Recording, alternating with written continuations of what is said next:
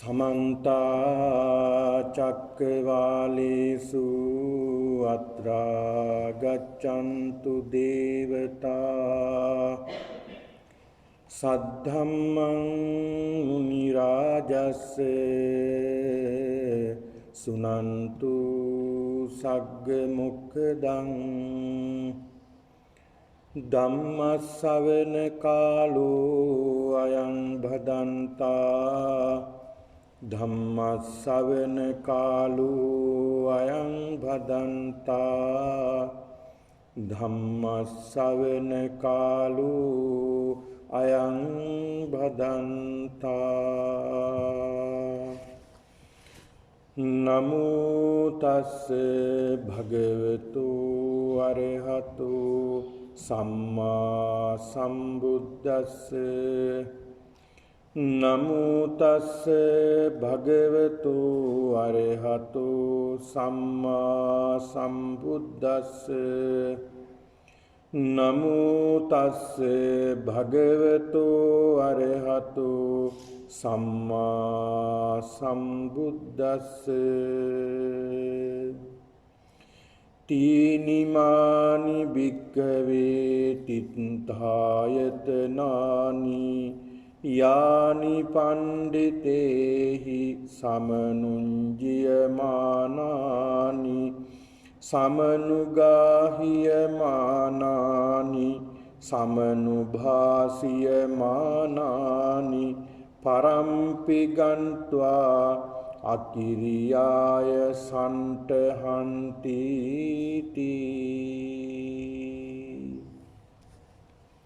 गौरवनीय ලොකු ස්වාමීන් වහන්සේ ඇතුළු ගෞරවනීය පූජනීය මහා සංඝරත්නයන් අවසරයි ශ්‍රද්ධාවන්ත සත්පුරුෂ වාසනාවන්ත පින්නතුනි වස් කාල පරිච්ඡේදයේදී මේ තුන් මාසයේ තුල සිදු කරනු ලබන මේ පින්කම් මාලාවේ තවත් එක් දිනක් විදිහට අද දින පවත්වනු ලබන මේ ධර්මානුශාසනාවටයි සියලු දෙනාම සම්බන්ධ වී සිටින්නේ. ඒක නිසා පින්නතුනි මේ වස් කාල පරිච්ඡේදයේ සිදු කරනු ලබන මේ උතුම් වූ පින්කම් මාලාවට සම්බන්ධ වෙමින් මෙලොව පරලොව දෙලොව අභිවෘද්ධිය පිණිස මේ සියලු දෙනාම කටයුතු කරනවා. ඒක නිසා බුදුරජාණන් වහන්සේ අපට පෙන්වලා දීලා තිබෙන්නේ අපේ ජීවිතේ නිතර නිතර පින්කම් සිද්ධ කරගන්න කුසල් දහම් වඩන්ට කියලායි බුදුහාමුදුරුවෝ අපට දේශනා කළා තියෙන්නේ. ඒක නිසායි සදහැබර බෞද්ධයන් පින්නතුන් විදියට අපි මේ වගේ උතුම් පින්කම් වලට සම්බන්ධ වෙලා අපේ ජීවිතයට අර්ථයක් එකතු කරගන්නේ වටිනාකමක් එකතු කරගන්නේ පිරින් අපේ ජීවිතේ පෝෂණය කරගන්නේ ඒක නිසායි. ඒක නිසා අද දිනේ මේ උතුම් ධර්මානුශාසනාවේ මේ පින්කමේ දායකත්වයේ ධර්මින් කටයුතු කරන්නේ පොලින්දු රත්නසේකර මහත්මයා, නදී රාජපක්ෂ මහත්මිය, එවැගේම පුතා එවිඳු රත්නසේකර, දියණිය යනායා රත්නසේකර මේ පින්නතුන්ගේ පවුලේ මේ සියලු දෙනා එකතු වෙලා මේ උතුම් පින්කමේ දායකත්වයේ දරනවා. මේ ධර්මානුශාසනාවේ දායකත්වයේ දරමින් තමන්ගේ සියලු අභිමතාර්ථ සියලු දේ ඉෂ්ට සිද්ධ වේවා, සියලු දෙනාටම ආශිර්වාදයක් වේවා කියන මේ උතුම් ප්‍රාර්ථනාවෙන් යුක්තව මේ ධර්මානුශාසනාව ශ්‍රවණය කරන්නේ. ඒ වගේම අනිකුත් සියලු දෙනාටත් මේ ධර්ම දායාදයක් විදිහට ධර්මයේ බෙදා දෙමින් දායකත්වයේ ධර්මින් කටයුතු කරමින් අප්‍රමාණ වූ කුසලයක් පිනක් සිද්ධ කරගන්නවා. ඒක නිසා අපි විශේෂයෙන්ම ආශිර්වාද කරනවා මේ උතුම් පින්කම සිද්ධ කිරීමේ මූලික අරමුණ යනායා රත්නසේකර දියණියට ආශිර්වාද කිරීම, නිරෝගී බව ප්‍රාර්ථනා කිරීම, ඒ දියණියට නිරෝගී භවය ලබා ගන්නවා වගේම ඒ දියණියගේ අනාගත අධ්‍යාපන කටයුතු සාර්ථකමත් භාවයට පත් කර ගන්නට මේ උතුම් පින්කම ආශිර්වාදයක් වේවා කියන ප්‍රාර්ථනාවත් එවිඳු රත්නසේකර පුතණුවන්ටත් ඒ පුතණුවන්ගේ සියලු අධ්‍යාපන කටයුතු අනාගත අධ්‍යාපන කටයුතු සියල්ල සාර්ථකමත් භාවයට පත් වේවා කියන පරමාර්ථයත් ඒ වගේම අද මේ දායකත්වයේ දරන මේ සියලු දෙනාටත් ආශිර්වාද පිණිසත් මේ උතුම් පින්කම සිද්ධ කරනවා. ඒ නිසා සියලු දෙනාටම තම තමන්ගේ ඒ සියලු පරමාර්ථ අභිමතාර්ථ ඉෂ්ට සිද්ධ කරගන්නට මේ උතුම් පින්කම ආශිර්වාදයක්ම වේවා කියලා සාදු කියලා ප්‍රාර්ථනා කරගෙන ධර්ම ශ්‍රවණය කරන්න. පින්නතුනි, බුදුරජාණන් වහන්සේ අපට පෙන්වලා දීලා තිබෙනවා අපි කොහොමද අපේ ජීවිතේ මේ ධර්මයට හැඩගස්වා ගන්නේ කියලා බුදුරජාණන් වහන්සේ පෙන්වලා දීලා තිබෙනවා. ධර්ම ශ්‍රවණය කරනකොට තමන්ගේ සිත, ඒ වගේම කය, ඒ වගේම වචනය මේවා අපි සම්වර කරගෙන බොහොම තැම්පත්ව ධර්මානුශාසනාවට සිත යොදවමින් දහම් කරුණක් පාසා තමන්ගේ නුවණින් විමසමින් ධර්ම ශ්‍රවණය කරන්නට කියලා බුදුහාමුදුරුවෝ පෙන්වලා දෙනවා. දහම එහෙම පෙන්වලා දීලා තියෙන්නේ පින්නතුනි, ඒ ධර්ම කරුණ අපිට වැටහෙන්න ගන්නේ, අවබෝධ වෙන්න ගන්නේ අපි මේ ධර්මය වචනයක් පාසා විමසමින් ධර්ම ශ්‍රවණය කිරීමෙන්. ඒ තුලින් සිත පින්නතුනි මේ ධර්මයටම යොමු වෙනවා. ධර්මයටම යොමු වුණ සිතින් යුක්තව ධර්ම ශ්‍රවණය කරන්ට දහමට සිත යොමු කරගන්නට කියලා බුදුහාමුදුරු පෙන්ලා දෙන්නේ. ඒ නිසා ධර්මයටම සිත යොමු කරමින් මේ ධර්මානුශාසනාව මේ පින්නතුන් ශ්‍රවණය කරන්න. අද මේ පින්නතුන්ට ධර්ම මාතෘකාව වශයෙන් තබා ගත්තේ අංගුත්තර නිකාය ටික නිපාතය. මේ අංගුත්තර නිකාය පින්නතුනි අංකෝත්තර ක්‍රමයටයි සකස් කරලා දේශනා කරපු දේශනාවන්. ටික නිපාතයේ කරුණු 3 බැගින් වදාළ දේශනාවන් තියෙන කොටසේ තිත්තහායතන කියන මේ සූත්‍ර දේශනාව. මේ තිත්තහායතන සූත්‍ර දේශනාව පින්නතුනි පෙන්ලා දෙන්නේ මේ ලෝකේ මෙතෙක් පැවතුණු දැනට පවතින අනාගතේ පහළ වෙන යම්කිසි ආගමක් ඇද්ද? යම්කිසි ආගමක් ඇද්ද? ඒ සියලුම ආගම් වර්ග කරලා බුදුහාමුදුරු පෙන්ලා දුන්නා. කොටස් 3කට බුදුරජාණන් වහන්සේ මේ ලෝකේ පවතින සියලුම ආගම් කොටස් 3කට වර්ග කළා. ඒ ආගම් වලින් බුදුරජාණන් වහන්සේ දේශනා කරනවා ඒ සියලු ආගම් වලින් කියන්නේ කුමක්ද කියන බවයි බුදුහාමුදුරු පෙන්ලා දුන්නේ. එහෙම දෘෂ්ටි 3ක් එදා බුදුරජාණන් වහන්සේගේ කාලේ තීර්ථකයන් අතරක් තිබුණා. ඒ වගේම වර්තමානයේත් පවතිනවා. අනාගතයේත් ඒවා පවතින්න ඉඩ තියෙනවා. ඒක නිසා බුදුරජාණන් වහන්සේ පෙන්ලා දෙනවා භික්ෂුන් වහන්සේලාට දේශනා කරන මහණෙනි, තීනිමානි භික්කවේ මහණෙනි කරුණු 3ක් තියෙනවා. තිත්තායතනානි මේ ආගම් යානි පණ්ඩිතේහි සමනුංජියමානානි සමනුගාහියමානානි සමනු භාසියමානානි පරම්පිගන්त्वा අකරියාය සන්තහන්ති.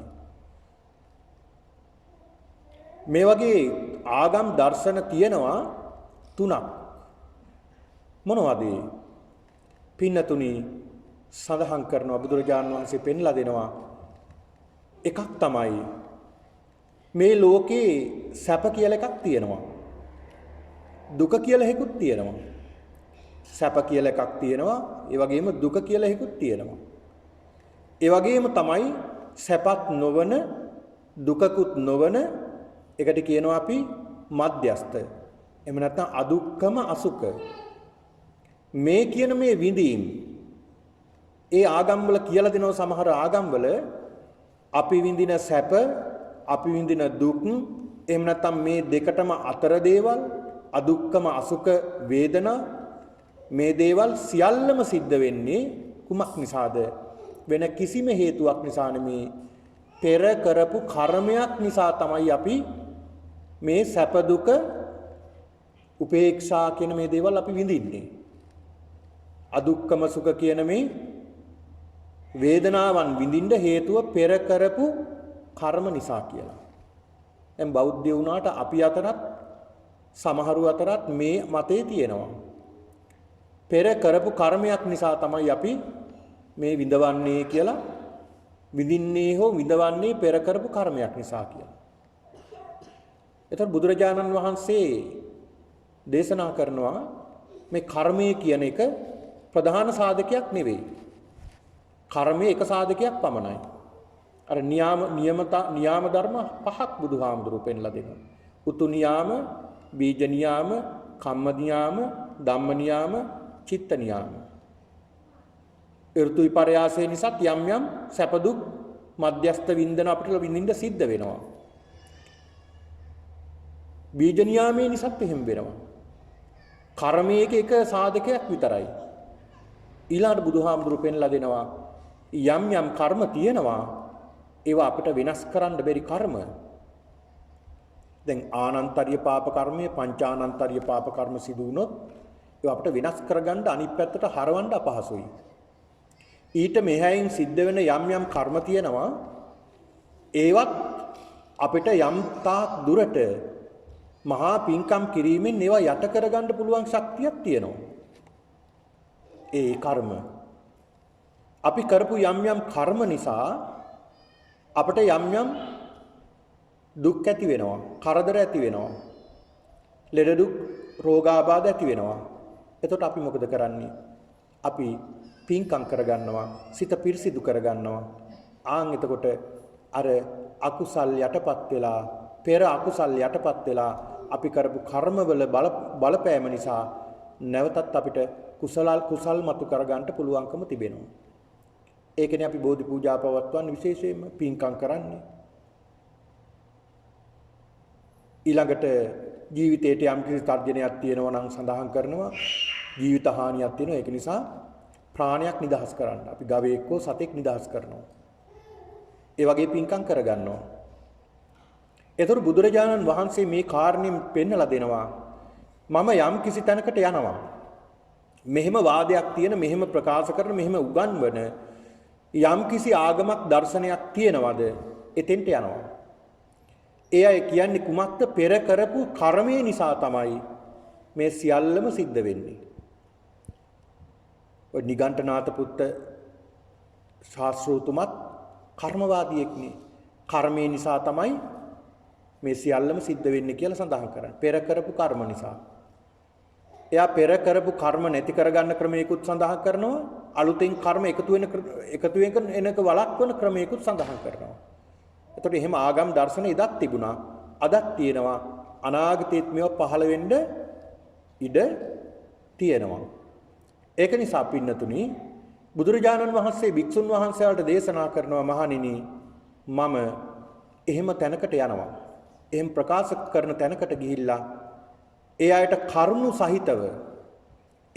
කරුණු සහිතව මම ඒ අයගෙන් විමසනවා මේ කාරණා පිළිබඳව. කොහොමද විමසන්නේ? යම් කිසි කෙනෙක් ප්‍රාණඝාත කරනවා. දැන් ප්‍රාණඝාතය කියලා කියන්නේ සමස්ත සමාජයේම පිළිකුල් කරන දෙයක්. අපි හැමෝම අකමැති දෙයක් ප්‍රාණඝාතය කියන්නේ. එතකොට මේ ප්‍රාණඝාත කරන එක, ප්‍රාණඝාත කිරීම පෙර කර්මයක් කියලා කෙනෙක් කියනවා නම්, ඒ දර්ශනවල ආගම්වල උගන්වනවා ප්‍රාණඝාතයක් කරනවා. කෙනෙක් අපි හිතමු සතෙක් මරනවා. සත්තු මරනවා, සතුන් ආහාර පිණිස හෝ කුමක් පිණිස හෝ ඒ සතාව ඝාතනය කරනවා. ඒ මිනිස්යාව විනාශ කරනවා, මරණයටපත් කරනවා. ඒක අය සඳහන් කරනවා මේක වෙන එකක් නිසා නෙමෙයි, මේ සතාගේ කර්මය. එහෙම අපිත් සඳහන් කරන අය අපි දන්නවා.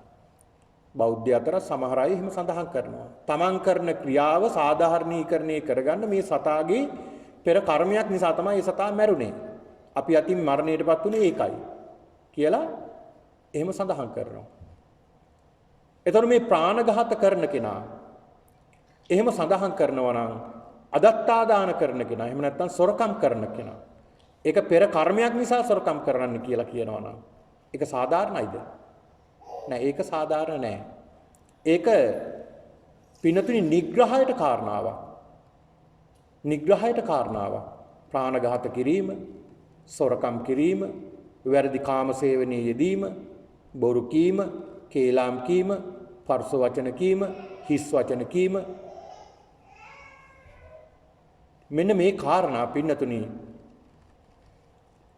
බුදුරජාණන් වහන්සේ පෙන්ලා දෙනවා මේවා නිග්‍රහයට හේතු වෙන කාරණා. ඒක නිසා කරුණු සහිතව එයට ඔප්පු කරලා පෙන්වන්න බෑ මේ කියන කාරණා පෙර කරපු කර්මයක් නිසායි සිද්ධ වෙන්නේ කියලා. මේ කරන අකුසල් සියල්ලම සැප හෝ අපි විඳින දුක් හෝ එහෙම නැත්නම් මධ්‍යස්ථ වේදනා හෝ මේ සියල්ලම සිද්ධ වෙන්නේ පෙර කරපු කර්මයක් හේතුව නිසායි කියලා කියනවා නම් ඒක පිළිගන්න බෑ. ඒක ආගමක උගන්වන ක්‍රමයක්. ඊළඟට බුදුරජාණන් වහන්සේ පෙන්ලා දෙනවා තවත් ක්‍රමයක් තියෙනවා. ඒ අය ප්‍රකාශ කරන්නේ කුමක්ද? අපි විඳින සැප දුක් වේදනා, සැප වේදනා, ඊළඟට දුක් වේදනා, ඊළඟට අදුක්කම අසුඛ. ඒ කියන්නේ මධ්‍යස්ථ වේදනා. සැප වේදනා, දුක් වේදනා, සැපත් නොවන, දුකත් නොවන මධ්‍යස්ථ වේදනාත් අපිට එනවා. අපි ඒවා සැප විදියට ගන්නෙත් නැහැ, දුක් විදියට ගන්නෙත් නැහැ. මධ්‍යස්ථ විදියට එන වේදනා. මේ සියල්ලම සිද්ධ වෙන්නේ වෙන කිසිම හේතුවක් නිසා නෙමෙයි ඊශ්වර නිර්මාණය නිසා. එහෙම නැත්නම් දෙවි කෙනෙක්ගේ මැවීම නිසා, දෙවි කෙනෙක්ගේ නිර්මාණයක් නිසා තමයි මේ සියල්ලම සිද්ධ වෙන්නේ කියලා කියනවා නම් ඒක අපිට පිළිගන්න පුළුවන්ද? ඒක කාරණා සහිතව හේතු සහිතව ප්‍රත්‍ය සහිතව පිළිගන්න බෑ කියලා බුදුහාමුදුරු පෙන්ලා දෙනවා. යම් කිසි කෙනෙක් ප්‍රාණඝාතය කරනවා නම් ඒ ප්‍රාණඝාතය කරන්නේ කුමක් නිසාද? මේ දෙවියන් වහන්සේ නිසා, ඊශ්වරයා නිසා තමයි අපි මේ ප්‍රාණඝාතය කරන්නේ. එහෙම කියන්න පුළුවන්ද? දැන් පහුගිය දවස්වල එහෙම සිදුවීමක් වුණා. ඔය අරාබිකර රටක කෙනෙක් ඝාතනය කළා. ඒ ඝාතනය කරපු කෙනා තවත් මනුස්ස ඝාතනයක් සිද්ධ කළේ ඒ රටේම පිළිගැනීම ඒ දෙවියන් වහන්සේගේ කැමැත්ත කියලා. ඒ පුද්ගලයා උසාවියට නියම වුණා. නඩු ඇහුවා. විනිශ්චයකාරතුමා සමහර විට මේ මතය දරන කෙනෙක්. හැබැයි එහෙම වුණාට හරියන්නේ නැහැ. රටේ පොදු නීතියක් තියෙනවා. ඒ නීතියට අනුව මොකක්ද දඬුවම? මරණ දඬුවම. මනුෂ්‍ය ඝාතනය කිරීම එක එයාට කියන්න පුළුවන් මම මේ දෙවියන් වහන්සේගේ කැමැත්ත. මේක දෙවියන් වහන්සේගේ කැමැත්ත තමයි මේ ඉටු කළේ. එහෙම කිව්වා. එහෙම කිව්වට පිළිගත්තද? පිළිගන්න බෑ. කාරණා සහිතව හේතු සහිතව පිළිගන්න බැරි දෙයක්. ප්‍රාණඝාත කිරීම, සොරකම් කිරීම, වැරදි කාම සේවනය කිරීම, බොරු කීම, කේලම් කීම මේ කියන මේ අකුසල් දස අකුසල්ම සිද්ධ වෙන්නේ ඊශ්වර නිර්මාණය නිසා කියනවා නම් ඒක කරුණු සහිතව හේතු සහිතව පිළිගන්නට බෑ. භාග්‍යවතුන් වහන්සේ පෙන්ලා දෙනවා මම එතෙන්ට යනවා. එහෙම කියන කෙනා ගාවට ගිහිල්ලා මම කරුණු විමසනවා. මෙන්න බුදුරජාණන් වහන්සේගේ විශාරද භවයේ එක කාරණාවක් මේක. බුදුරජාණන් වහන්සේගේ විශාරද භවයේ එක කාරණාවක්. උන්වහන්සේ එහෙම කෙනෙක් සඳහන් කරනවා නම් එතෙන්ට යනවා. ගිහිල්ලා කරුණු සහිතව හේතු සහිතව විමසනවා මේක කොහොමද සිද්ධ වෙන්නේ කියලා. බුදුරජාණන් වහන්සේ පෙන්ලා දෙනවා මහණෙනි මෙතෙන්ට ගිහිල්ලා විමසනවා මම. කරුණු සහිතව හේතු සහිතව මම විමසනවා මේක කොහොමද සත්‍යක් වෙන්නේ? එයාට උත්තර නැතුව යනවා. Taman දන්නවා ඒක පිළිගන්න බෑ. නමුත් Tamanගේ ආගමට අනුව එයයි ක්‍රියා කරනවා. ඊළඟට තවත් ආගම් වර්ගයක් තියෙනවා පින්නතුනි. අපි සත්‍යය වින්දනය කරන සැප, සත්‍යය වින්දනය කරන දුක, ඊළඟට අර කලින් සඳහන් කළා වගේ සැපත් නොවන, දුකත් නොවන මධ්‍යස්ථ වේදනා. මේ සැප දුක අදුක්කම අසුඛ කියන මේ සියල්ලම සිද්ධ වෙන්නේ කුමක් නිසාද? ඒ අය සඳහන් කරනවා කිසිදු හේතුවක් නැහැ, ප්‍රත්‍යක් නැහැ. ඉබේම සැපේනවා, ඉබේම දුක එනවා, ඉබේම මධ්‍යස්ථ වේදනා එනවා, ඒව නැති වෙනවා. ඉබේම සිද්ධ වෙන දෙයක්. එහෙම කිව්වහම ඉබේම සිදු වෙනවා කියලා කිව්වොත් ඒක පිළිගන්න පුළුවන්ද? පිළිගන්න බෑ. පුද්ගලයාගේ උත්සාහය නැති වෙනවනේ. උත්සාහය නැති වෙනවා. අපි හිතමු කෙනෙක් අපි හිතමු ව්‍යාපාරයක් ආරම්භ කරනවා. ඒ ව්‍යාපාරය ආරම්භ කරලා එයා දවස් දෙකක් ඒ ව්‍යාපාරය කරගෙන ගිහිල්ලා ඒ ව්‍යාපාර කරන ස්ථානට යන්නෙත් නැහැ, ගෙදරට වෙලා ඉන්නවා. ඒ ව්‍යාපාර දියුණු වෙයිද? දියුණුවටපත් වෙන්නේ නැහැ. ඇයි ඒ? එයා කල්පනා කරනවා මෙහෙම හේතුවක් ප්‍රත්‍යක් නැතුව ඉබේම මේවා දියුණු වෙයි. එහෙම හිතුවොත් එහෙම සිද්ධ වෙනවද? එහෙම සිද්ධ වෙන්නේ නැහැ. ඒතකොට බුදුරජාණන් වහන්සේ පෙන්ලා දෙනවා මෙහෙම කියනවා නම් කෙනෙක් සඳහන් කරනවා නම් යම් කිසි ආගමික ශාස්ත්‍රවරයෙක් මම එතෙන්ටත් ගිහිල්ලා කරුණු සහිතව හේතු සහිතව විමසනවා කුමක්ද මේ කාරණාව කියලා. එයාට කට උත්තර නැතුව යනවා. එයාට කියන්න දෙයක් නැතුව යනවා. නිරුත්තර වෙනවා. ඇයි? ඒ අය දන්නවා කාරණා සහිතව ඔප්පු කරලා පෙන්නනකොට. දැන් අපි හිතමුකෝ කලින් සඳහන් කළ පෙර කරපු කර්මයේ නිසයි මේ සියල්ල සිද්ධ වෙන්නේ කියලා. එහෙම කියනවා නම් කෙනෙක් අපි කිසිදු උත්සාහයක් නොකර නිකාම දෙයක් ලැබෙනවද? නැහැ. අපි උත්සාහ කළොත් තමයි යමක් අපිට ලබා ගන්න පුළුවන්කම තිබෙන්නේ. එහෙනම් බුදුරජාණන් වහන්සේ පෙන්ලා දෙනවා මෙන්න මේ කාරණා තුන. මේවා කළ යුතු හෝ නොකළ යුතු හෝ උත්සාහයක් ගන්න මේවා පිළිගන්න අය. කළ යුතු දේ මේ නොකළ යුතු දේ මේ කියලා මිනිස්සෙන්ට විමස ගන්න බැරුව යනවා. තේරුම් ගන්න බැරුව යනවා. ඒක නිසා බුදුරජාණන් වහන්සේ පෙන්ලා දෙනවා මහණෙනි මේ ලෝකේ දෙවි කෙනෙකුට හෝ බ්‍රහ්මයෙකුට හෝ මිනිසෙකුට හෝ බ්‍රාහ්මණයෙකුට හෝ යම් කිසි කෙනෙකුට පින්නතුනි කිසිදු සඳහන් කරන බුදුරජාණන් වහන්සේ කාරණා සහිතව හේතු සහිතව මේවා මෙහෙම වෙන්නේ නැහැ කියලා කියන්න බැරි කාරණා කීපයක් බුදුරජාණන් වහන්සේ පෙන්ලා දෙනවා. ඒ තමයි එකක් තමයි ධාතු 6ක් පිළිබඳව.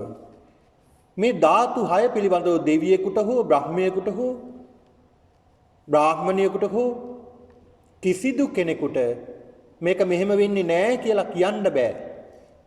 එහෙම කියන්න බෑ. බුදුරජාණන් වහන්සේ සීහනාද කරනවා යම් කිසි කෙනෙක් ඉන්නවා නම් මේක මෙහෙම වෙන්නේ නැහැ කියලා කියන්න කියලා. එකක් තමයි ධාතු 6. ඊළඟ බුදුරජාණන් වහන්සේ පෙන්ලා දෙනවා ආයතන 6ක් පිළිබඳවත් පෙන්ලා දෙනවා. මේක එහෙම වෙන්නේ නැහැ කියලා කියන්න බැරි. ඊළඟ බුදුරජාණන් වහන්සේ පෙන්ලා දෙනවා අටලොස් මනාප ධර්ම සිත හැසිරෙන ස්ථාන 18ක් පිළිබඳව බුදුරජාණන් වහන්සේ පෙන්ලා දෙනවා. ඊළඟ බුදුරජාණන් වහන්සේ පෙන්ලා දෙනවා ආර්ය සත්‍ය 4ක් පිළිබඳව. මේවා සකාරණා සහිතව එහෙම නැත්නම් කරුණු සහිතව හේතු සහිතව මේවා මෙහෙම වෙන්නේ නැහැ කියලා ඔප්පු කරන්න බෑ. ඒක එහෙමම තමයි වෙන්නේ. බුදුහාමුදුරුවෝ පෙන්ලා දෙන මොනෝද මේ ධාතු 6? පින්නතුනි මේ ධාතු තියෙන අපේ ශරීරයේ සකස් වෙලා තියෙන ධාතු නිසා. ශරීරයේ තියෙනවා ධාතු කොටස් 6ක් පිළිබඳව පෙන්ලා දෙනවා. ධාතු කොටස් 6ක් පිළිබඳව. දැන් අපි දන්නවා අපිට ශරීරයක් තියෙනවා. අපි දන්නවා අපිට කෙස් තියෙනවා, ලොම් තියෙනවා. මේ ඇස කන නාසය දිව ශරීරය, ඒ වගේම අභ්‍යන්තර ඉන්ද්‍රියන් තියෙනවා. අපි ඒවා ගැන දන්නවා. ඒ වගේම බුදුහාමුදුරු පෙන්ලා දෙනවා කුණප කොට්ටාස 32ක් පිළිබඳව. කේසා ලෝමා නකා දන්තා තචෝ මන්සන්නහාරු මේ විදිහට. අපිට ඒ ගැනත් තරමක අවබෝධයක් තියෙනවා.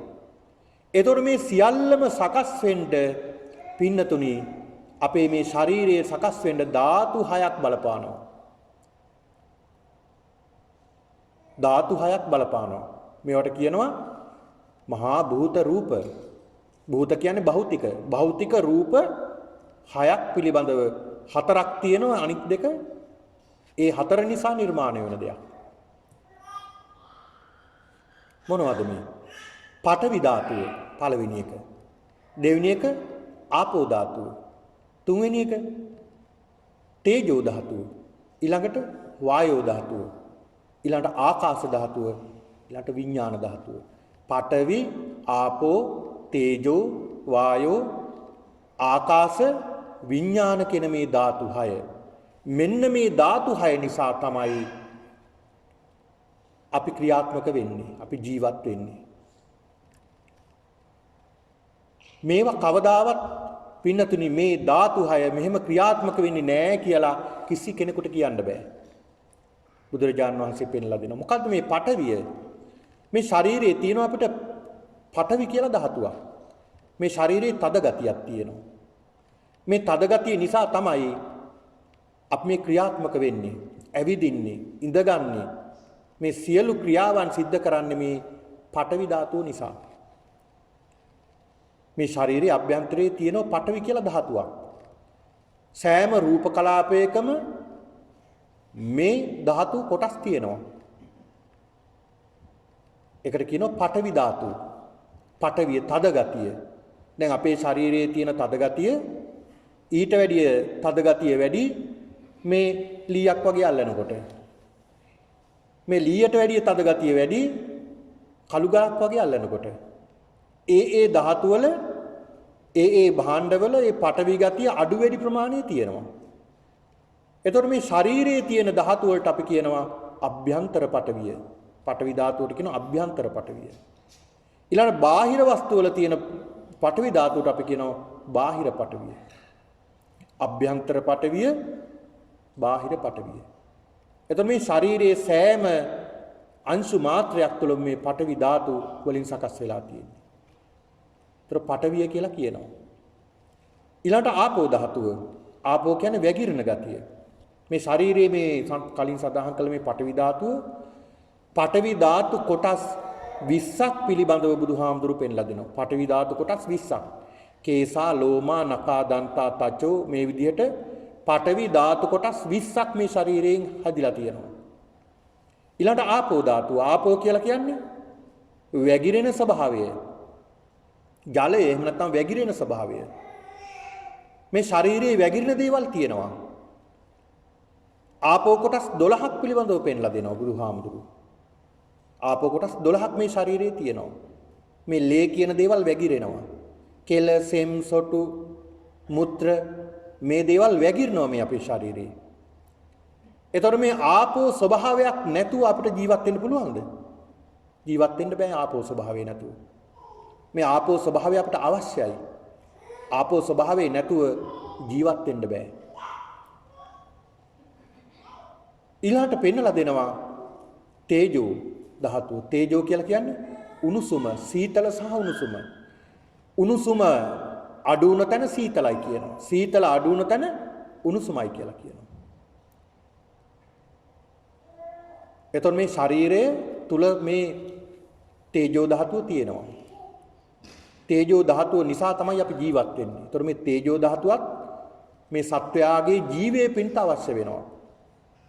මේ වගේ තේජෝ කොටස් පින්නතුනි 4ක් පිළිබඳව පෙන්වලා දෙනවා.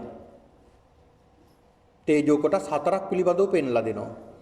එකක් තමයි ජීරණ තේජෝ ධාතුව. අපි ගන්න ආහාර දිරවන්න අපිට මේ ශාරීරික උෂ්ණත්වය අවශ්‍යයි. මේ ශාරීරික අභ්‍යන්තරයේ තියෙන මේ තේජෝ ධාතුව මේ ජීරණ තේජෝ ධාතුව නිසා තමයි අපි ගන්න ආහාර දිරවීමටපත් වෙන්නේ. ඒකට කියනවා ජීරණ තේජෝ ධාතුව. ඊළාට පින්නතුනි සන්තප්පන තේජෝ ධාතුව. සන්තප්පන කියලා කියන්නේ වයසට යවනවා. උණුසුම නිසා වයසට යවනවා අපිව.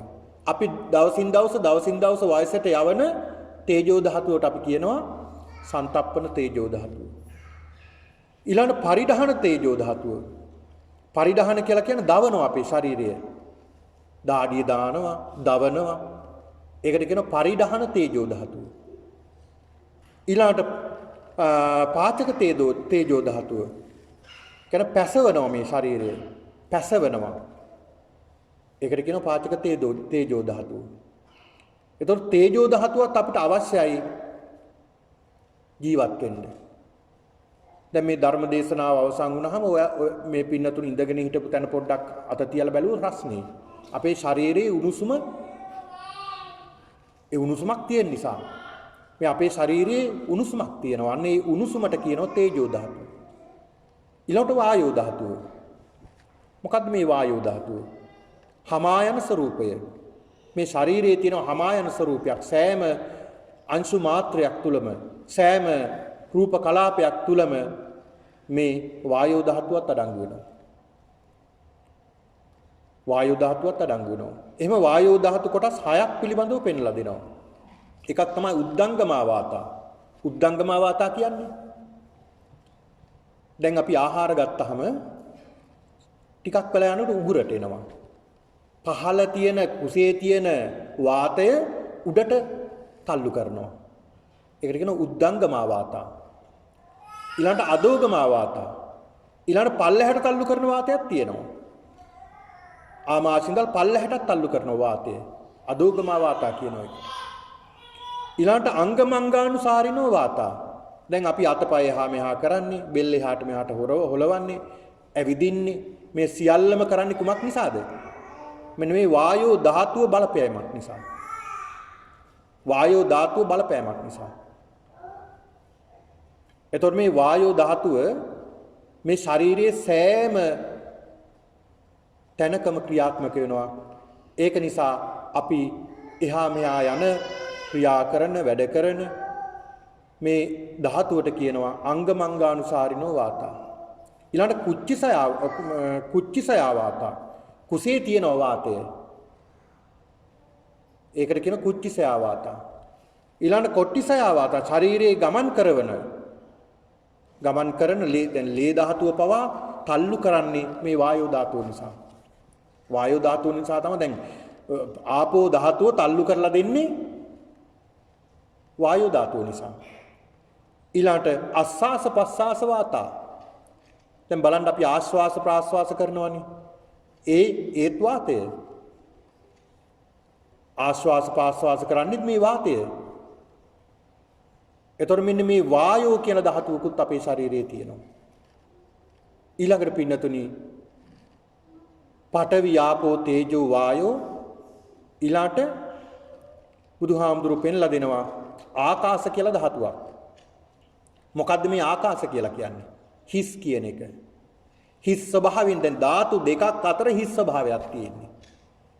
ඒ ධාතු දෙක වෙන් කරන්නේ මේ හිස් ස්වභාවය නිසා.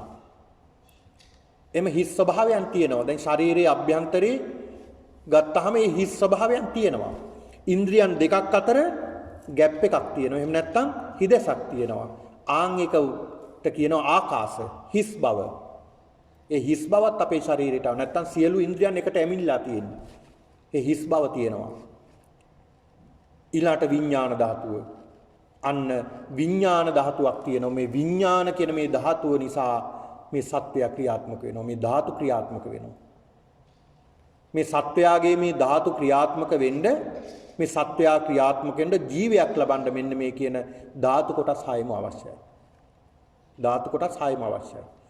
ඒක නිසා මේවට අපි කියනවා අභ්‍යන්තර ඉන්ද්‍රියන්. අභ්‍යන්තර තියෙන ධාතු කියලා කියනවා. ඊළඟ මේ ධාතුව පිට බාහිර දේවල් වලත් තියෙනවා. ඒ බාහිර දේවල් වලත් තියෙනවා මේ ධාතුම. හැබැයි විඥාන ධාතුව පිටන්නේ සත්වයක් තුල පමණයි. එතකොට බුදුහාමුදුරු පෙන්ලා දෙනවා මෙන්න මේ කියන ධාතු කොටස් 6 මේවා බොරුවක් කරන්න පුළුවන්ද කෙනෙක්ට? බෑ. දෙවියෙකුට හෝ බ්‍රහ්මයෙකුට හෝ බ්‍රාහ්මණයෙකුට හෝ මිනිසෙකුට හෝ වෙනත් කිසිදු කෙනෙකුට හෝ මේක බොරුවක් කරන්න පුළුවන්ද? කිසි කෙනෙකුට බොරුවක් කරන්න බෑ. බොරු කියලා කියන්න බෑ, ඔප්පු කරන්න බෑ. මේක තමයි ලෝකයේ තියෙන සත්‍ය. ඒක නිසා බුදුරජාණන් වහන්සේ පෙන්ලා දෙනවා මෙන්න මේ කාරණාව පිළිබඳව. ඊළඟ බුදුහාමුදුරු පෙන්ලා දෙනවා ආයතන හයක් තියෙනවා. මොනවද මේ ආයතන හය? චක්කු කියලා ආයතනයක් තියෙනවා. මේ චක්කු කියලා ආයතනයක් තියෙනවා. අපිට ඇස කියලා ආයතනයක් තියෙනවා. ඊළඟ සෝත කන, ඊළඟ ගහන නාසය, જીවහා දිව,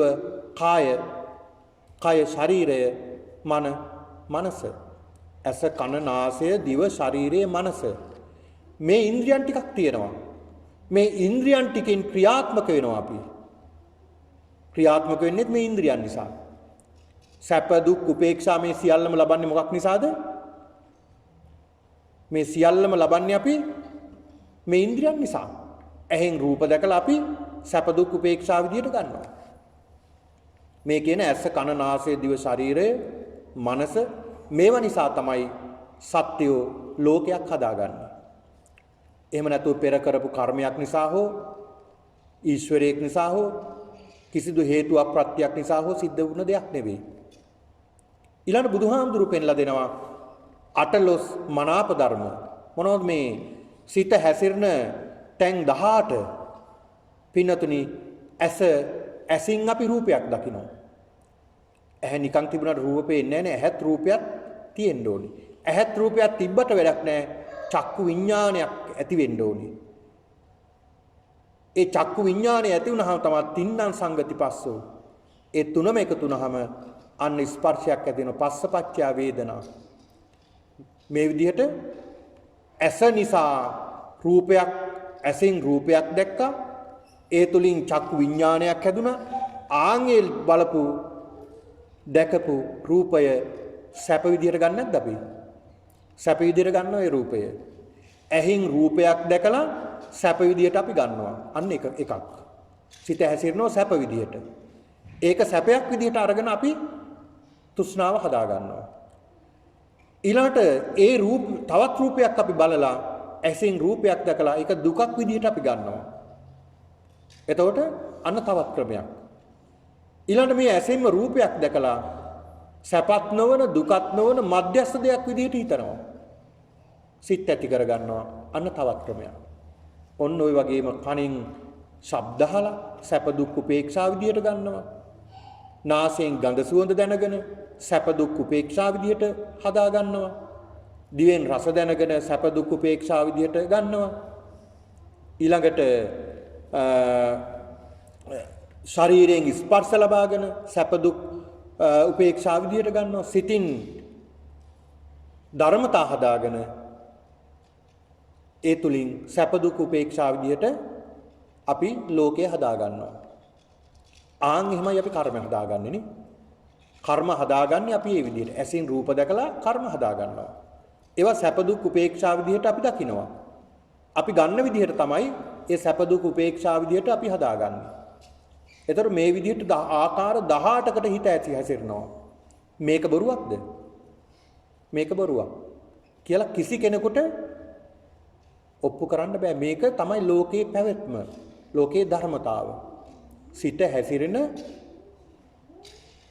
ස්ථාන 18. ඒක නිසා බුදුහාමුදුරු පෙන්ලා දෙනව පින්නතුනි මේ පිළිබඳව කෙනෙක් යම් කිසි කෙනෙක් මේක බොරුවක් කියලා කියන්න කෙනෙක් නෑ කියලා. දෙවියෙක්කෝ බ්‍රහ්මියෙක්කෝ බ්‍රාහ්මණයෙක්කෝ මිනිස්සෙක්කෝ වෙන කිසි කෙනෙකුට මේක බොරුවක් කියලා ඔප්පු කරන්න බෑ කියලා බුදුහාමුදුරු පෙන්ලා දෙනවා. ඊළඟ බුදුහාමුදුරු පෙන්ලා දෙනවා පින්නතුනි යම් කිසි කෙනෙක් අපි හිතමු මේ විදිහට ඇසින් රූපයක් දකිනවා. ඇසින් රූපයක් දැකලා අපි ඒ රූපය සැපක් විදියට හෝ දුකක් විදියට හෝ මධ්‍යස්ථ විදියට අපි හිතනවා. ආන් එහෙම හිතලා අපි ඒක සැපක් විදියට ගත්තොත් ඒ දුකක් අපිට ඇති වෙනවා. දුකක් විදියට ගත්තත් ඒ දුකක් ඇති වෙනවා. ඒ කියන්නේ අපි සැපට ඇලෙනවා. ඇලීම එතකොට දුකක්. එතකොට රූප දැකලා අපි ගැටෙනවා. ගැටීම දුකක්. ඇලීමත් ඇලෙන තැනත් ගැටීම නේද? ගැටෙන තැනත් ගැටීම. එතකොට ඇලීම සහ ගැටීම තමයි අපි මේ ලෝකේ හැමතිස්සෙම සිද්ධ කරන්නේ.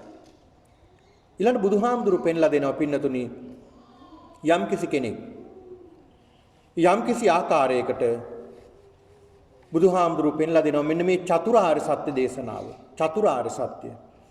මේ ආර්ය සත්‍ය හතරක් තියෙනවා. මේ ආර්ය සත්‍ය හතර මේ ලෝකේ කිසි කෙනෙකුට බොරුවක් කියලා කියන්න බෑ. බොරුවක් කියලා ඔප්පු කරන්න බෑ. දුක කියලා එකක් තියෙනවා මේ ලෝකේ. දුක කියලා එකක් තියෙනවා. ජාතිපි දුක්ඛ, ඉපදීම දුක. කුමක් ඉපදීම දුකක්ද? ඇස ඉපදිලා තියෙනවා. ඒක නිසා අපි ඇස නිසා රූප දැකලා දුක් විඳින්නේ නැද්ද? දුක් විඳිනවා. කනක් ඇති වෙලා තියෙනවා, ඉපදිලා තියෙනවා. ඒ ඉපදුන කන නිසා අපි සැප දුක් උපේක්ෂා විදිහට නිර්මාණය කරගන්නවා. නාසය දිව ශරීරය මේ සියල්ලම නිසා මේ දුකක් හට අරගෙන තියෙනවා. දුක්ඛ සත්‍ය. මේ දුක්ඛ සත්‍ය පිළිබඳව බුදුහාමුදුරු පෙන්ලා දෙනතොට මේ දුක්ඛ සත්‍ය කිසි කෙනෙකුට බොරුවක් කියලා කියන්න බෑ. මේ දුක. ඊළාට දුක ඇති වෙන්න හේතුව මොකද්ද? මේ දුක ඇති වෙන්න හේතුව දුක ඇතිවීම ඇතිවෙන්නේ කුමක් නිසාද? හේතුව මොකක්ද? බුදුහාමුදුරු පෙන්ලා දෙනවා අවිජ්ජා පත්‍ය සංඛාරා. අවිද්‍යාව නිසා තමයි සංස්කාරය හටගන්නේ. අවිද්‍යාව කියලා කියන්නේ නොදැනීම, මෝඩකම, මුලාව. මේ මුලා වුණ නිසා, මෝඩකම නිසා, නොදන්නාකම නිසා, අවබෝධයක් නැතිකම නිසා අවිජ්ජා පත්‍ය සංඛාරා. සංස්කාරයක් හටගත්තා නේද? සංස්කාරයක් හටගත්තා. ඇසින් සංස්කාර හටගත්තා. කනින් සංස්කාර හටගත්තා. නාසයෙන් සංස්කාර හටගත්තා. දිවෙන් සංස්කාර හටගත්තා. ඊළඟට ශරීරයෙන් සංස්කාර හටගත්තා. මනසින් සංස්කාර හටගත්තා. ඇහෙන් රූප දැකලා සැප දුක් උපේක්ෂා විදිහට අපි සංස්කාර තමයි මේ ගොඩනගා ගන්න. ඇහෙන් රූප දැකලා සංස්කාර අපි ගොඩනගා ගන්නවා. කෙනෙක් දිහා දැකලා බහන් යම් කිසි දෙයක් වස්තුවක් දිහා බලලා අපි ඒ ගැන සංස්කාර ඇති කර ගන්නවා. මේක හොඳයි, මේක නරකයි.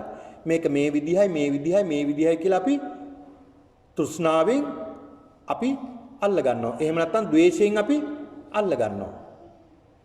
ආන් එතන හට ගන්නවා සංස්කාරයක්. අවිජ්ජා පත්‍ය සංඛාරා. නොදැනීම නිසා සංස්කාර හටගත්තා. සංඛාර පත්‍ය විඥානං. අන්න සංස්කාර නිසාමයි විඥානය හටගන්නේ. අර සංස්කාර තිබ්බා, සංස්කාර නිසා තමයි විඥානය හටගත්තේ. අන්න විඥානය නිසා මොකද වෙන්නේ? අන්න මෞකුස තුල නාම රූප ටිකක් පහළ වෙනවා. මෞකුස තුල නාම රූප ටිකක් පහළ වෙනවා. නාම රූප පහළ වුණ ගමන් මොකද වෙන්නේ? නාම කොටසුයි රූප කොටසුයි පහළ වෙනවා. නාම රූප පත්‍ය සලආයතන. ආයතන හයකුත් ඇති වෙනවා. ඇස කන් නාසය දිව ශරීරය මනස කියලා ආයතන හයක් හට ගන්නවා. සලආයතන පත්‍ය පස්සෝ.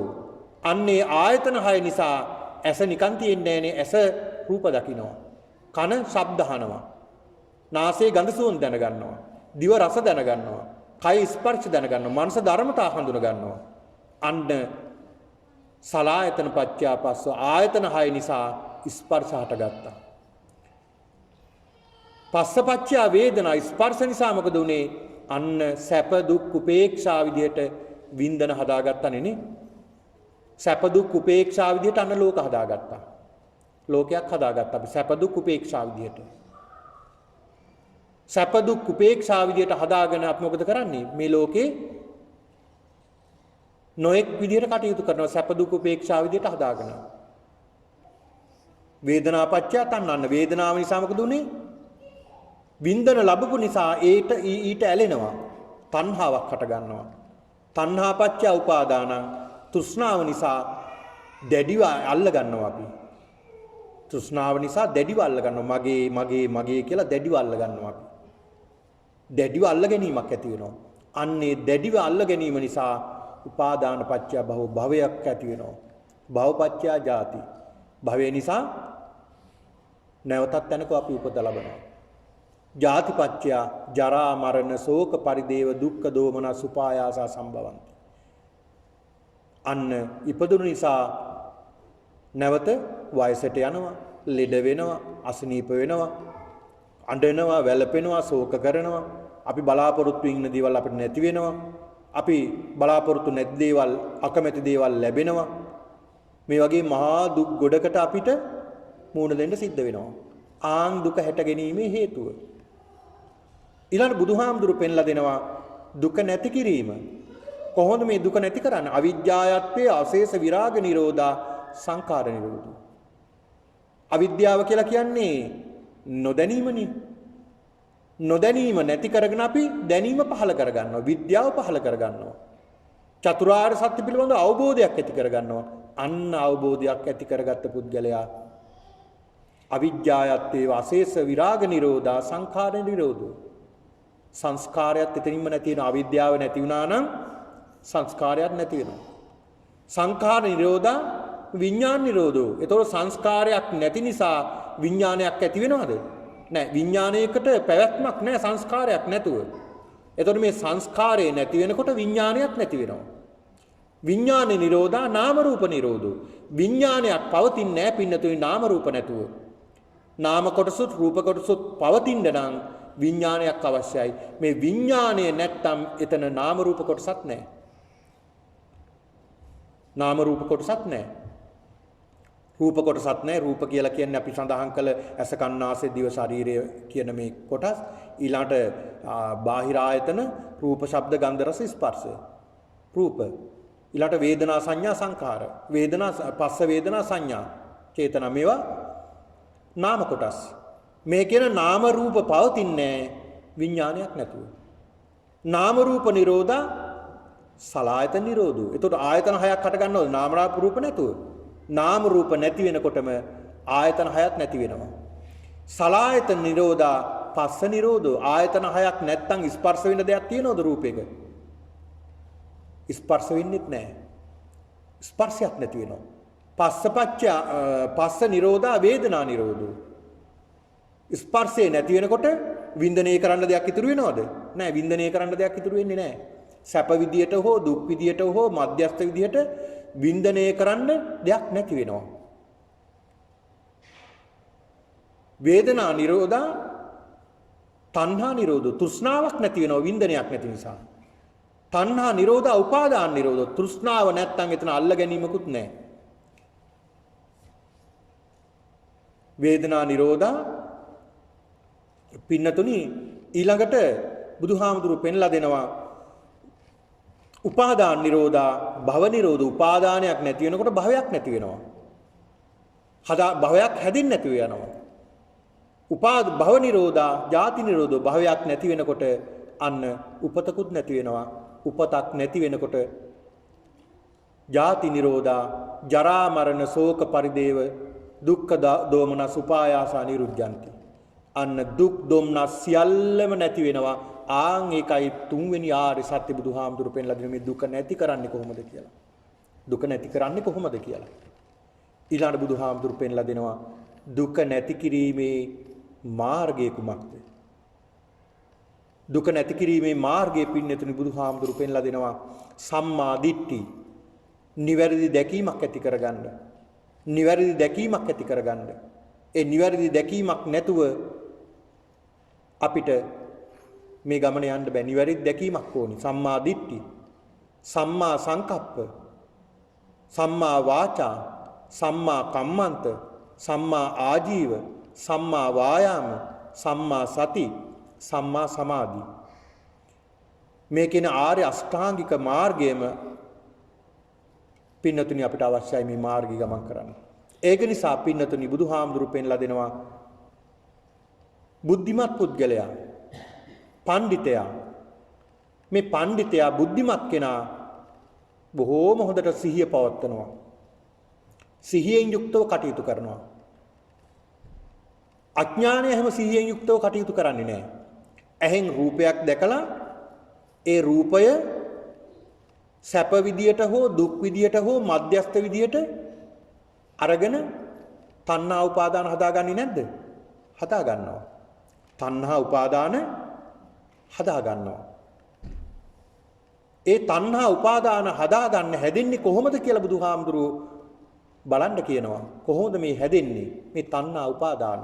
එතකොට අපිට අවබෝධ කරගන්න පුළුවන් වෙනවා කොහොමද මේ තණ්හා උපාදාන හැදෙන්නේ.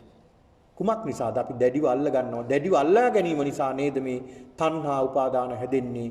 තෘෂ්ණා උපාදාන ඇති වෙන්නේ මේ ආයතන වලින් අපි රූප ශබ්ද ගන්ධ රස ස්පර්ශ ධර්ම මේවා අරගෙන අපි සැප දුක් උපේක්ෂා විදියට අපි වින්දනය කිරීම නිසා. ඒක නිසා හොඳ සිහිය පවත්වා ගන්න කියලා බුදුහාමුදුරු පෙන්ලා දෙනවා. සිහිය නැති වුණ තැන මොකද වෙන්නේ? අනතුරක් වෙන්නේ. සිහිය නැති වුණ තැන අනතුරක් වෙන්නේ. ඒක නිසා බුදුහාමුදුරු පෙන්ලා දෙනවා මේ චතුරාර්ය සත්‍ය වෙන කිසි කෙනෙකුට මේක අසත්‍යයක් කියලා ඔප්පු කරන්න බෑ. මේක තමයි ලෝකේ ධර්මතාව. මේක තමයි ලෝකේ පැවැත්ම. මේ ධර්මතාව කිසි කෙනෙකුට බොරුවක් කියලා ඔප්පු කරන්න බෑ කියලා බුදුහාමුදුරු පෙන්ලා දෙනවා. ඒක නිසා මේ ලෝකේ යම් කිසි ආගමක් යම් කිසි දර්ශනයක් යම් කිසි ඉගැන්වීමක් තියෙනවා නම් ඒ ඉගැන්වීම් වල යම් කිසි කෙනෙක් සඳහන් කරනවා නම් පෙර කරපු කර්මයක් නිසා සිද්ධ වෙනවා කියලා කියනවා නම් ඒක අපිට පිළිගන්න පුළුවන්ද? අපිට ඒක පිළිගන්න බෑ.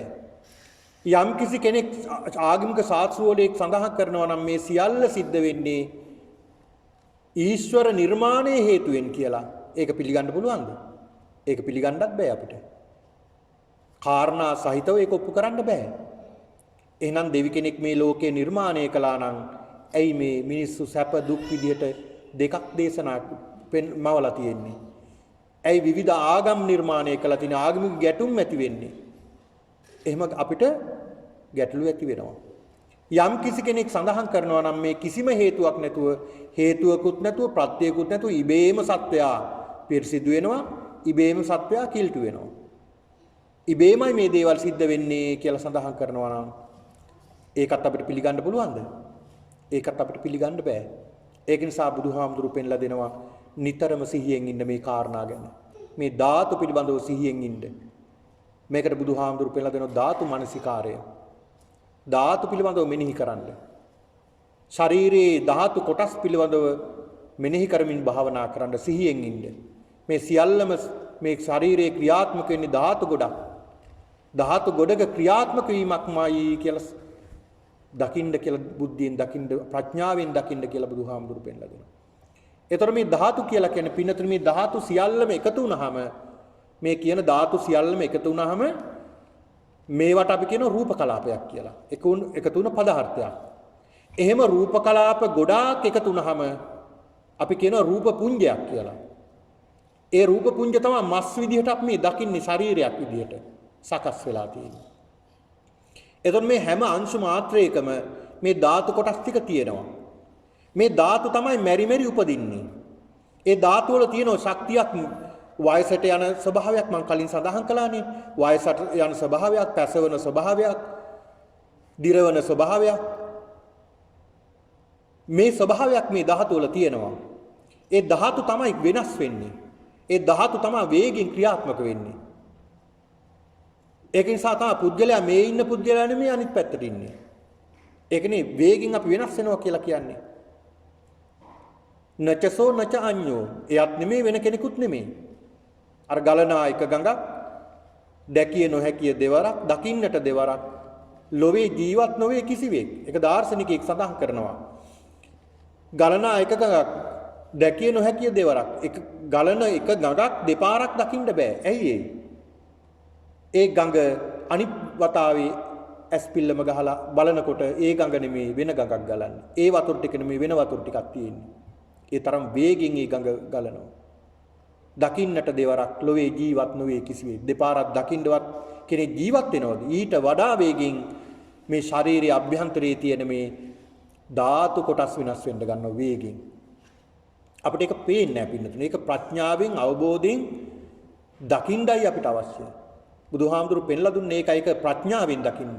ප්‍රඥා නැමැති ඇසෙන් දකින්න. නැත්තම් මස ඇසින් අපිට දකින්න බෑ. මනසින් දකින්න ඕනේ. ප්‍රඥාවෙන් දකින්න ඕනේ. ඒ ප්‍රඥාවෙන් දැක්කොත් තමයි අපිට අවබෝධ කරගන්න පුළුවන් වෙන්නේ. මේ ධාතු වල වෙනස් වීම. ඒ ධාතු වල වෙනස් වීම, ධාතු කොටස් වල වෙනස් වීම නිසා තමයි ඇහැ වයසට යනවා කියන්නේ, කන වයසට යනවා කියන්නේ, නාසය වයසට යනවා කියන්නේ, දිව වයසට යනවා කියන්නේ, ඉස්සර තරම් රහගුණ තේරෙන්නේ නැහැ කියන්නේ, ශරීරයේ වයසට යනවා කියන්නේ. මෙන්න මේ ධාතු වල වෙනස් වීම නිසා. ඒක කාලයක් වෙනස් වුණාම අපිට තේරෙනවා අන්න ඇහැ දැන් ඉස්සර ගිය අවුරුද්දේ නම් ඇහැ හොඳට පෙනුණා. දැන් ටිකක් පෙනීම අඩුයි. කන හොඳට ඇහුණා. දැන් ටිකක් ඇසීම අඩුයි. දිවට හොඳට රස දැනුණා. දැන් දැනින්නේ නැහැ. එහෙමත් කියනෝනේ. ලෙඩ හැදුනහම අසනීප වුණාම දැන් අර වෛරස් එක වැළඳුනහම සඳහන් කරනවනේ දින ගණනාවක් යනකම් දිවට රහක් දැනෙන්නේ නැහැ කියලා. ඒ වගේ වෙනස් වීම ඇති වෙනවා. මැරෙනවා. මේ ධාතු තමයි මෙරි මෙරි උපදින්නේ. ඒක අවබෝධ කරගන්න කියලා බුදුහාමුදුරු පෙන්ලා දෙනවා. මේ ධාතු කොටස් පිළිබඳව අවබෝධ කරගන්න කියලා. එතකොට මේ ශරීරය තුල පින්නතුනි මේ ධාතු වේගෙන් වෙනස් වෙනවා. ඒ එක ධාතුවක් මැරෙනකොට තව ධාතුවක් නිර්මාණය වෙනවා. ඒ ධාතු වලම තියෙන ශක්තියක් නිර්මාණය කිරීමේ ශක්තියක්. හැබැයි ජීවිතේ අපි ගෙවන කාලයෙන් හරි අඩක් විතරයි මේවා නිර්මාණය වෙන්නේ. අනිත් පැත්තට ධාතු මැරෙන ස්වභාවය වැඩි වෙන්න ගන්නවා. ආන් එතකොට අපි කියනවා අපි වයසට යනවා කියලා. වයසට යනවා කියනවා අසනීප වෙනවා කියනවා.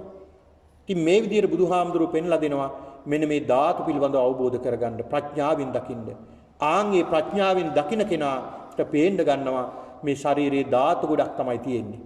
ධාතු වල වෙනස් වීමක් තියෙන්නේ. මෙතන සත්වයක් නැහැ, පුද්ගලයෙක් නැහැ, කොටස් ටිකක් තියෙන්නේ. ඉන්ද්‍රියන් ටිකක් තියෙන්නේ. ඒ ඉන්ද්‍රියන් ටික තමයි අපි සම්මුති සත්‍යයෙන් අපි නම් ගොත් හදාගෙන අපි ප්‍රකාශ කරන්නේ. නම් හදාගෙන තියෙන ගෝත්‍ර වශයෙන් අපි නමින් අමතනවා. ඒ නමින් අමතන කෙනා අපි සම්මුති ලෝකේ හඳුන්වන්න අවශ්‍ය නිසා මේක හඳුන්වනවා මිසක් නැත්තම් පරමාර්ථ ලෝකේ එහෙම සත්‍යයක් නැහැ කියලා පෙන්වලා දෙන්නේ. ඒක සත්‍යක් නේ.